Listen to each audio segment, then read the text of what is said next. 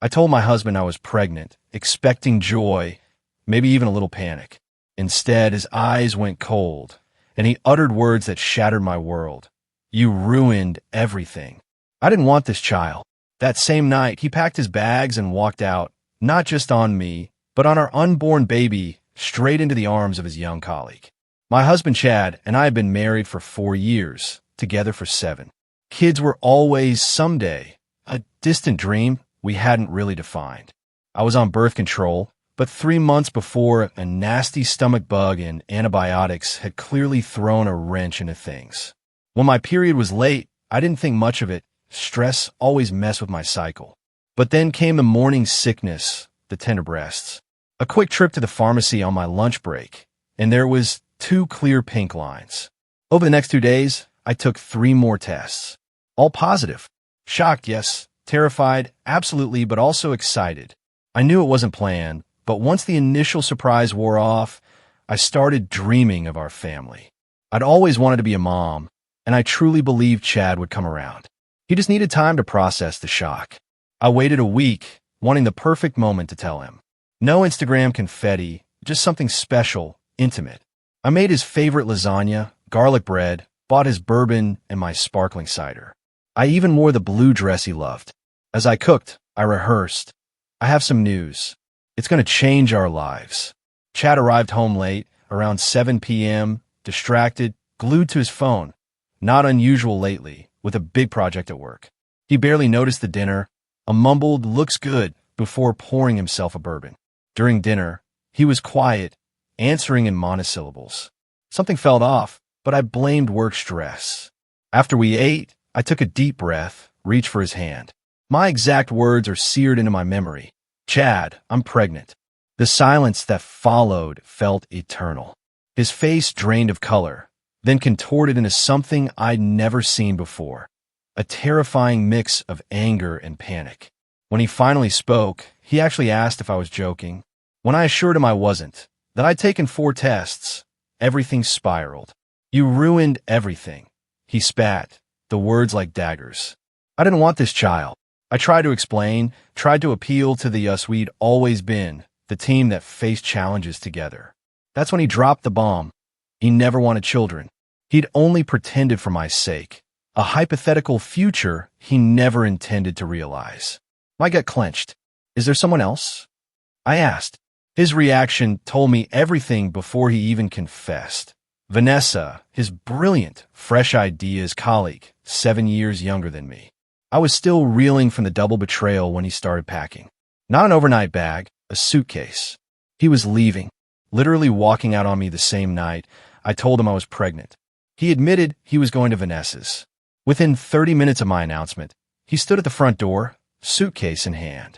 I can't be a father, he mumbled. I'm not ready. I told him no one is ever truly ready for parenthood, but life happens. He just muttered, I'm sorry, and was gone. Just like that, I collapsed onto the couch, the apartment suddenly too quiet. 1 minute, I was announcing a baby. The next, my husband was gone, off to his younger girlfriend, leaving me and our unborn child behind. I called my best friend, Julie, sobbing so hard she could barely understand me. I thought I knew him. I choked out. How could I have been so wrong? The next morning, I woke on the couch, Julie nearby. For a split second, I hoped it was a nightmare. Then, the wave of nausea hit, a cruel reminder I was still pregnant and Chad was still gone. Julie made me toast and tea, insisting I eat for the baby. My hand instinctively went to my stomach. Whatever Chad chose, this was my child. I tried calling Chad all day, straight to voicemail. My texts went unanswered. As anger slowly replaced the shock, I called my OBGYN. I was moving forward, with or without him. That evening, Chad's mother, Rebecca, called. Her words were brief, chillingly clear. Chad had explained, and I should give him time. When I pointed out he was 31, she brushed it off. Then came the real blow. She hinted I should consider options, a thinly veiled suggestion of termination. My voice shaking, I told her firmly I was keeping this baby, her grandchild. The call ended, and I finally understood. Chad's enabling parents. He could do no wrong in their eyes. The next few days were a blur. I went to work, pretending to be normal. I contacted a lawyer, researched single motherhood. Chad finally texted 3 days after leaving, not to apologize, but to say he was staying at Vanessa's and would send money. He needed space. A week passed then too. He came by when I was at work, leaving his keys and a note about divorce. Just like that. My first prenatal appointment was alone. When the technician did the ultrasound and I heard that fast, rhythmic whooshing of my baby's heartbeat for the first time, I broke down. Not tears of joy, but grief for the family I thought we'd be. They gave me a tiny printout, a bean-shaped blur, but already my child. I put it on the fridge, a constant reminder. No matter Chad, this little person was counting on me. 3 weeks later, his father, Roland, called. He was less cold than Rebecca, asking how I was. When I mentioned his wife's suggestions, he tried to smooth it over, calling my pregnancy unfortunate timing. He offered financial help, but made it clear Chad needed to focus on his career and that he and Vanessa had a connection. After hanging up, a profound realization hit me. I was utterly alone in this. Chad had chosen Vanessa. His parents had chosen him. It was just me and my baby now. But that clarity, somehow, was freeing. No more wondering, no more hoping. I could plan our life without the weight of uncertainty. I called Julie that night. I needed to move. Too many memories. She immediately offered her spare room. Looking around our shared apartment, I felt an unexpected flicker of hope. Not for reconciliation. That bridge was thoroughly burned, but for our future. My future. My baby's future. It would be hard, I knew. Single motherhood, divorce, rebuilding from scratch. But one thing was certain. My child would never feel unwanted, not by me. And maybe, just maybe, that would be enough. Tomorrow, I was meeting the lawyer again. Chad thought he could just walk away. We would see about that. I might be down, but I was not out. Not even close. By the way, if you're still with me on this wild ride, please take a moment to hit that subscribe button. You won't want to miss the rest of this story or the unbelievable ones yet to come. Wow, it's hard to believe it's been a year since I first shared my story. Thank you to every single one of you who commented, who offered advice and support. I read every message, and your words were a lifeline during those dark days. So much has happened. I have a son now, a tiny human who depends on me for everything. His name is Tiago.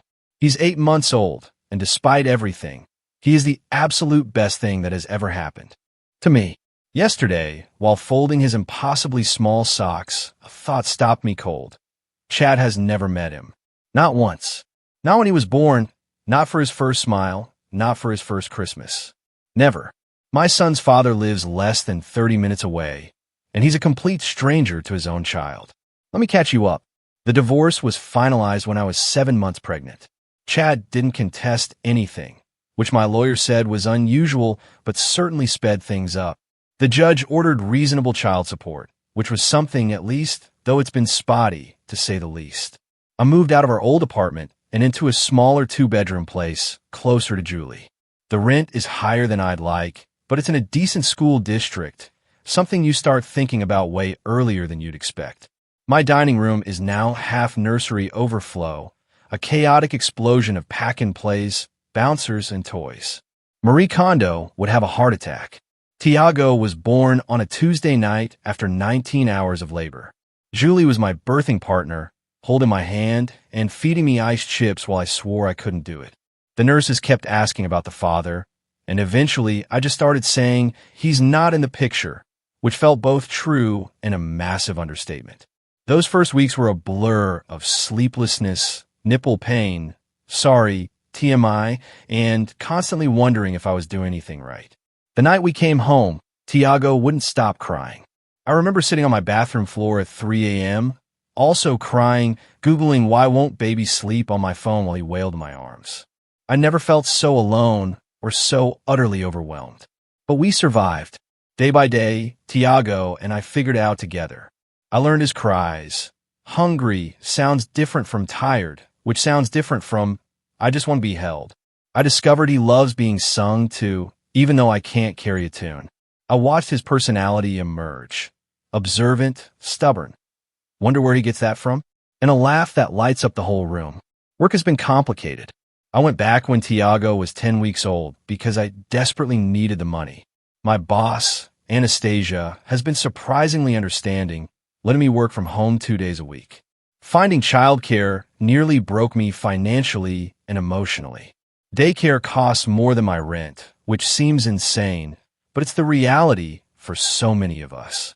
I found a place that doesn't require taking out a second mortgage, but it's still a huge chunk of my monthly budget. The financial stuff has been one of the hardest parts. Child support from Chad comes sometimes, but there's always an excuse. Car repairs, unexpected expenses, switching jobs. Last month, it was 2 weeks late because he and Vanessa were in Spain. I saw the pictures on Instagram before he bothered to respond to my texts about the missing payment. Speaking of social media, I made the mistake of checking his profiles a few months after Tiago was born. There they were, Chad and Vanessa, sun-kissed and carefree at some rooftop bar. No signs of sleepless nights or spit-up-stained clothes in their world. I blocked them both after that. Julie says it's better for my mental health, and she's right. Julie has been my lifeline through all of this. She comes over with takeout when I'm too exhausted to cook, holds Tiago so I can take an actual shower, and never complains when all I can talk about is baby poop consistency or sleep regressions. She even organized a small baby shower when I was 8 months pregnant after Chad's friends all ghosted me. Funny how quickly people pick sides. Chad's parents have been interesting. After initially supporting their son abandoning his pregnant wife, they had a change of heart once Tiago was actually born. I got a text from Rebecca about a month after he arrived, asking to see their grandson. I didn't respond right away, trying to figure out how I felt. Then came flowers, baby clothes, even a handwritten letter about how they'd love to be part of his life. I finally agreed to a short visit when Tiago was 4 months old. It was awkward, to say the least. Rebecca kept commenting on how much he looked like Chad as a baby, while Roland took about 50 photos. They brought expensive baby gifts and talked about starting a college fund. Not once did they mention their son's absence or apologize for their previous behavior. When they asked to take him for an overnight stay, I had to draw a hard line. No way was I letting my infant go anywhere without me, especially with people who had basically suggested I terminate my pregnancy a year earlier. That conversation didn't go well. Rebecca accused me of using Tiago to punish Chad, which was rich considering Chad had shown zero interest in meeting his son. That's the part one still can't wrap my head around. How do you know you have a child and just not care? Not wonder what they look like, how they're growing, if they're happy? Chad has sent money sometimes, but has never once asked for a photo, a video, or a visit. It's like Tiago is an abstract concept to him, not a real person with his eyes and dimpled chin. I've tried to be the bigger person. When Tiago was born, I sent a simple text with his birth stats and a photo. No response. I set up a shared photo album online where I occasionally upload pictures, just in case Chad ever wants to see what he's missing. As far as I can tell, he's never opened it. For Tiago's first Christmas, I sent a holiday card with his photo to Chad's address. The envelope came back marked return to sender. Meanwhile, life goes on. Tiago started daycare, caught every possible virus in his first month there, another fun surprise of parenthood nobody warns you about, and has since developed an immune system of steel. He's crawling now, pulling himself up on furniture, putting everything in his mouth. My apartment is baby-proofed to the extreme. I haven't seen my coffee table without corner protectors in so long. I've forgotten what it actually looks like. My daily routine has become a carefully choreographed dance of efficiency. Wake up at 5:30 a.m. before Tiago to shower and get dressed. Get him up, fed, and dressed by 7:15. Daycare drop-off by 8 o'clock. Work until 5. Rush to pick him up by 5:30, paying the late fee on days when meetings run over. Home by 6 for dinner, bath, stories, and bedtime routine. Then a few precious hours to clean, do laundry, pay bills, and maybe watch half an episode of something on Netflix before falling asleep on the couch. Rinse and repeat. The hardest moments are the ones no one talks about. Like when Tiago had his first fever at 3 a.m. and I had to decide alone whether to take him to the ER. Or when he says, "Mama," but there's no "dada" in his vocabulary because that person doesn't exist in his world. or the daycare forms that ask for a father's information, and I have to write, "Not applicable," while surrounded by other parents filling out both sections. But there are beautiful moments too. Morning cuddles when he wakes up happy and babbling. The way he reaches for me when I pick him up from daycare. His fascination with the ceiling fan. His absolute joy when splashing in the bath. The weight of him falling asleep on my chest, his breath warm against my neck. I'm not going to pretend it's easy. Being a single parent is the hardest thing I've ever done. There are days when I'm so tired I put the milk in the cabinet and the cereal in the fridge. Days when I snap at customer service people because I'm running on fumes. Days when I cry in the shower because it's the only place Tiago can't hear me. But I'm doing it. We're doing it. And strangely enough, I'm proud of that. Tiago's first birthday is coming up next month. Julie is helping me plan a small celebration. Nothing fancy, just a few friends, some cake, and probably more decorations than necessary because Julie gets carried away with Pinterest. I debated inviting Chad's parents, but decided against it after our last interaction. They still occasionally text, asking to see him, but it's always on their terms, with no acknowledgement of how their son has abandoned his child. As for Chad himself, I'm not holding my breath for a card, let alone an appearance. Last I heard, through mutual friends, he and Vanessa moved in together and got a dog. I guess that's the level of responsibility he's comfortable with. The kicker came last week. I finally got approved for a modest apartment in a slightly better area. It's nothing fancy, but it has a small yard where Tiago can play, and the schools are good. As I was signing the lease, my phone buzzed with a text. It was from Rebecca, saying they were having a family reunion next month and wanted to include their grandson. The text included a photo of Chad and Vanessa, arms around each other, looking perfectly happy. I stared at that photo for a long time.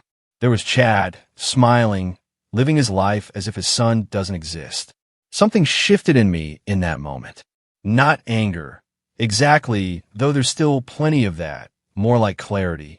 I've spent a year waiting for Chad to step up, to show even the slightest interest in his child. A year sending updates into the void. A year trying to be fair and reasonable despite everything. I texted Rebecca back. Tiago won't be attending. If Chad wants to meet his son, he knows how to reach me. But I'm done making excuses for him or pretending he's anything but absent by choice. Then I blocked her number 2. Maybe that sounds harsh, but I'm done protecting Chad's image or his feelings. I'm done carrying the entire emotional load while he gets to live consequence-free. I'm done pretending for Tiago's sake that his father might suddenly become interested in his existence. The truth is, we're better off without someone who could so easily walk away. Tiago deserves people in his life who choose him, who show up for him, who love him unconditionally. I can't force Chad to be that person. So here we are, 1 year later. A single mom and her son against the world. It's not the life I planned, not even close. But looking at Tiago's sleeping face tonight, I realized something important. Sometimes the family you end up with isn't the one you expected, but it's still perfect in its own way. I don't know what the future holds. The divorce settlement included a clause about revisiting custody if Chad ever decides he wants to be involved, which honestly seemed like a joke at the time, but my lawyer insisted was standard. Part of me hopes he stays away forever. Another tiny part still can't believe he doesn't want to know his amazing son. For now, I'm focusing on what I can control, building a stable home, creating happy memories, being both mom and dad as best I can. And maybe, just maybe, finding a way to trust again someday. But that's a problem for future Melissa. Present Melissa needs to finish the laundry and go to bed. Tiago will be up at 6 a.m. whether I'm ready or not. So that's my update. 1 year, one perfect baby boy, and 1 day at a time. It's been 4 years since my last update, and honestly, I didn't think I'd be posting here again. But something happened yesterday that I can't stop thinking about, and I just needed to put somewhere. Tiago just turned 5 last month. 5. I still can't believe my little baby is now this chatty kindergartner who knows all the planets in order and corrects my pronunciation of dinosaur names. Time is wild. Yesterday was his first day of kindergarten. I took the morning off work to walk him in, expecting the usual chaos of drop-off. What I wasn't expecting was to see Chad's friend, Leroy, in the school parking lot, dropping off his daughter. I froze for a second, but Tiago was tugging my hand, excited to see the classroom, so I pushed through it. After getting Tiago settled, only minor tears from me, not him. I was heading back to my car when Leroy approached. I braced myself for awkwardness, but instead, he just asked how I was doing. We ended up getting coffee at the shop across from school, and that's when he dropped the bomb. Chad and Vanessa broke up 6 months ago. Apparently, she wanted kids, and he was still saying he wasn't ready at 35. After stringing her along for years, she finally gave him an ultimatum, and he chose, well, not her.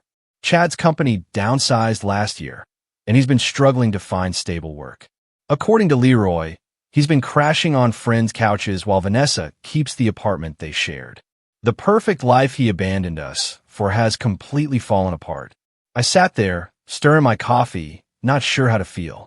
There was no satisfaction, no serves him right moment like I might have imagined years ago. Just a strange emptiness, like hearing about a character from a TV show I stopped watching seasons ago. What struck me most was realizing how completely different my life is now compared to when Chad left. After years of juggling single motherhood and work, things have finally stabilized. I've been at the same company for 6 years now, and last year, Anastasia promoted me to senior project manager. The raise meant I could finally afford to buy a small townhouse in a good school district. Nothing fancy, but it's ours, with Tiago's handprints painted on his bedroom wall and a little garden where we grow tomatoes that never quite turn out right. Financial stability was hard-won. There were so many nights of spreadsheets and budget calculations, weighing every expense. Child support from Chad eventually stopped completely around Tiago's 3rd birthday. After multiple missed payments, I filed with the enforcement agency, but Chad had changed jobs so many times it was like chasing a ghost.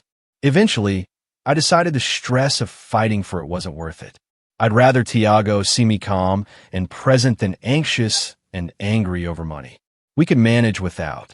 The question I've been dreading started coming about a year ago. Why don't I have a daddy?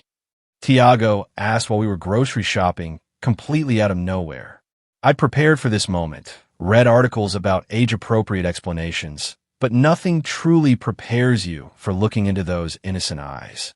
I told him a simplified version of the truth, that his daddy wasn't ready to be a parent, but that didn't mean anything was wrong with Tiago. That sometimes grown-ups make choices that hurt people, but I wanted and loved him enough for 2 parents.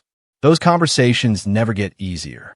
Each time Tiago notices another kid with their dad at the park or sees father-son activities at school, my heart breaks a little. But we've built our own traditions. Julie is still his favorite aunt, coming over for movie nights and teaching him card tricks. My parents drive up monthly to spend weekends with their grandson. We have our village, even without Chad. Then, about 10 months ago, something unexpected happened. At a parent-teacher night at Tiago's preschool, I kept noticing this dad with kind eyes and a terrible dad joke t-shirt. I'm not arguing. I'm just explaining why I'm right. His daughter, Emma, was in Tiago's class, and they become friends. I overheard him gently but firmly handling her meltdown over having to leave the classroom toys, and something about his patience caught my attention. Douglas, widowed father of Emma, makes homemade pizza on Fridays with dinosaur-shaped pepperoni. Remembers Teacher Appreciation Week without reminders. Doesn't mind when my son talks endlessly about space. It started with playdates. The kids were friends anyway, so it was natural. Then coffee while they played. Then texting about school announcements we'd both missed. Then dinner one night after Emma and Tiago's soccer practice ran late. Then more dinners, more texts, more conversations that stretched late into the evening after the kids were asleep. Douglas never rushed anything. He understood the package deal, me and Tiago always. He asked thoughtful questions about Tiago's interests, brought him books about stars after hearing about his space phase. The first time he fixed Tiago's wobbly bicycle seat without being asked, I nearly cried at the simple kindness of it. 6 months in, Douglas told me about losing Emma's mom to cancer when Emma was just a year old. How he'd been terrified of raising a daughter alone. How he'd kept her mom's photos everywhere so Emma would know her. The raw honesty of his grief and love made me trust him in a way I hadn't trusted anyone in years. We've been officially dating for 7 months now.